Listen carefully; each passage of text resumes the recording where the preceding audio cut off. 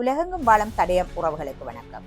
தடயம் செய்திகள் வாசிப்பவர் கோபிகை. முதலில் தலைப்புச் செய்திகள். பாடசாலைகள் சுவீகரிப்புக்கு எதிரான நீதிமன்ற அறிவிப்பு. மன்னாரிலிருந்து மின்சார சபைக்கு அவசர கடிதம். புலமை பரிசில் பரீட்சை மற்றும் உயர்தர பரீட்சைகளை நடத்துவது தொடர்பில் வெளியான முக்கிய முடிவு தொடர்பென விரிவான செய்திகள். மாகாண சபைகளின் அதிகார வரம்புக்குட்பட்ட பாடசாலைகளை தேசிய பாடசாலைகள் என்ற பெயரில் மத்திய கல்வி அமைச்சு சுவீகரிப்பதற்கு சட்ட ரீதியான ஏற்பாடுகள் எதுவும் இடம்பெறவில்லை என சட்டமா அதிபர் சார்பில் முன்னிலையான பிரதி சொலிசிட்டர் ஜெனரல் மேன்முறையீட்டு நீதிமன்றத்தில் ஒப்புக்கொண்டுள்ளார். அரசியல் ஜாப்பின் 13வது திருத்தச் சட்டத்தின்படி கல்வி என்பது மாகாண சபைகளுக்கு ஒதுக்கப்பட்ட விடயமாகும். எனினும் யுத்த காலத்தில் மத்திய கல்வி அமைச்சு அரசியல் ஜாப்புக்கு முரணாக நாடு முழுவதிலும் ஏறத்தாழ 350 பாடசாலைகளையும் நிர்வாக வழிகளினூடாக தேசிய பாடசாலைகளாக தன் கட்டுப்பாட்டின் கீழ் கொண்டு வந்திருந்தது. இதில் வடக்கில் 20 பாடசாலைகள் அடங்கும் எனவும் கூறப்படுகிறது. அன்றைய கல்வி அமைச்சர் டலஸ் அழகப்பெருமா சுமாராக 650 பாடசாலைகளை சேர்த்து 1000 தேசிய பாடசாலைகள் திட்டத்தை அறிவித்தார். இந்த திட்டத்தை GL பீரிஸ், தினேஷ் குணவர்த்தன ஆகியோரும் தீவிரமாக முன்னெடுத்தனர். மாகாண அதிகாரங்களை பறிக்கும் இந்த சட்டவிரோத நடவடிக்கைக்கு எதிராக சர்வேஸ்வரன் 2022 மே மாதத்தில் மேன்முறையீட்டு நீதிமன்றத்தில் வழக்கு தாக்கல் செய்தார். இதனைத் தொடர்ந்து வழக்கின் தொடர்ச்சியாக கடந்த 18/8/2023 மற்றும் 20/2/2024 தேதியிடப்பட்ட சுற்றறிக்கைகள் மூலம் புதிதாக தேசிய பாடசாலைகளாக அறிவிக்கப்பட்ட பாடசாலைகளின் பெயர் பலகைகளை அகற்றுமாறும் அதிபர்கள் தேசிய பாடசாலை முத்திரையை பயன்படுத்தக்கூடாது என்றும் மத்திய கல்வி அமைச்சு உத்தரவிட்டது. 2025 மே 23 அன்று நீதிமன்றத்தில் முன்னிலையான பிரதி சொலிசிட்டர் ஜெனரல் குறிப்பிட்ட அமைச்சரவை தீர்மானத்தை நடைமுறைப்படுத்த தற்போது சட்டம் இல்லை என சட்டமா அதிபர் தெரிவித்துள்ளதாக ஒப்புக்கொண்டார். ஏற்கனவே சுவீகரிக்கப்பட்ட பாடசாலைகள் தவிர வேறு எதனையும் சுவீகரிக்கும் உத்தேசம் மத்திய அரசுக்கு இல்லை என்று எழுத்து மூல உறுதிப்பாட்டையும் சட்டமா அதிபர் நீதிமன்றத்துக்கு சமர்ப்பித்தார். இதற்கமைய வடக்கு மாகாண முன்னாள் கல்வி அமைச்சர் கந்தையா சர்வேஸ்வரனால் தாக்கல் செய்யப்பட்ட சட்ட போராட்டம் வெற்றி பெற்று முடிவுக்கு வந்துள்ளதுடன் நாடு தழுவிய ரீதியில் கையகப்படுத்தப்படவிருந்த 650 பாடசாலைகளும் இதில் வடக்கில் 48 பாடசாலைகள் அடங்கலாக மத்திய அரசால் பறிக்கப்படாமல் தடுத்து நிறுத்தப்பட்டுள்ளதாக தெரிவிக்கப்படுகிறது. மன்னார் மாவட்டத்தில் தொடர்ச்சியாக முன்னெடுக்கப்பட்டு வரும் மின்வெட்டு தொடர்பில் மின்சக்தி அமைச்சர் அனுர கருணாதிலகவுக்கு மன்னார் மாவட்ட பொது அமைப்புகளின் ஒன்றிய தலைவர் VS சிவகரன் அவசர கடிதம் ஒன்றை அனுப்பியுள்ளார். குறித்த கடிதத்தில் மன்னார் மாவட்டத்தில் அறிவிக்கப்படாத தொடர் மின்வெட்டு காரணமாக மக்கள் பல்வேறு விதமான பாதிப்புகளுக்கு உள்ளாகின்றனர். பாடசாலை மாணவர்கள், சிறுவர்கள், முதியவர்கள் என பாதிக்கப்படுவதுடன் பல இலட்சம் பெறுமதியான மின் உபகரணங்கள் செயலிழப்பதுடன் தொழில் முனைவோர் பெரிதும் பாதிக்கப்படுகின்றனர்.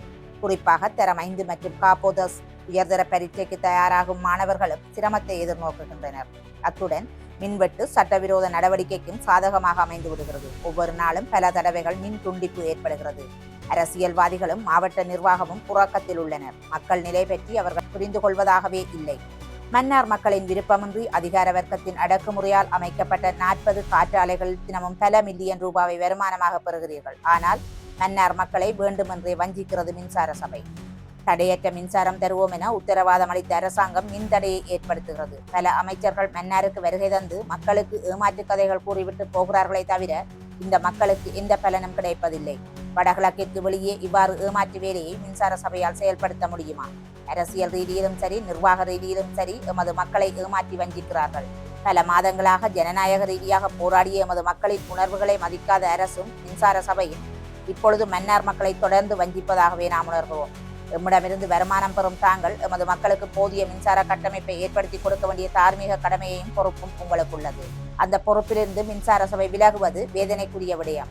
ஆகவே உடனடியாக மின் கட்டமைப்புகள் சீர் செய்யப்பட்டு தடையற்ற மின்சாரம் கிடைப்பதற்கு வழி ஏற்படுத்தப்பட வேண்டும். இல்லையேல் தினமும் பாதிக்கப்படுகின்ற மக்களுக்கு நட்டஈடு வழங்கப்பட வேண்டும்.